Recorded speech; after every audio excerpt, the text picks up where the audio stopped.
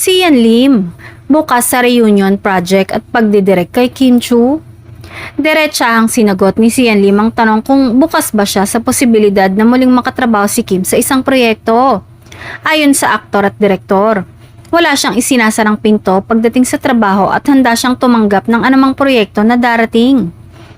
Any project will do, wala naman pong ano. Diba parang we just want to do our job.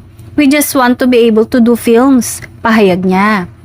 Inusisa rin si Sian kung papayag ba siyang idirect si Kim sakaling magkaroon ng pagkakataon. Agad naman niya itong sinang-ayunan at sinabing wala siyang magiging problema sa ganitong setup.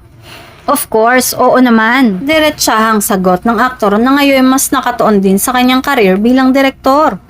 Bukod kay Kim, ibinahagi rin ni Sian ang ilan sa mga lokal na artistang nais niya makatrabaho sa hinaharap. Kabilang dito ang respetadong aktor na si Ian Veneracion na matagal na raw niyang hinahangaan.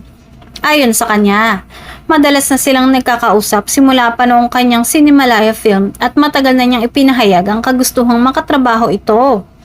Hindi rin itinago ni Sian ang paghanga sa ilang kilalang female stars gaya ni Ann Curtis, Sara Geronimo at Claudine Barreto. Aniya, marami siyang matututunan mula sa mga veteranong aktres na ito lalo na pagdating sa pag-arte at professionalism sa industriya. Samantala, nang tanungin kung paano niya hinaharap ang mga bashers at negatibong komento online, maiksi ngunit makahulugan ang kanyang sagot. Wala na, tahimik na yung buhay ko. Pahayag niya na tila nagpapakita ng mas kalmadong pananaw sa gitna ng mga kontrobersya noon. Sa ngayon ay abala si Sian sa kanyang bagong proyekto bilang direktor ng seryeng Project Low-Key na mapapanood sa Viva One.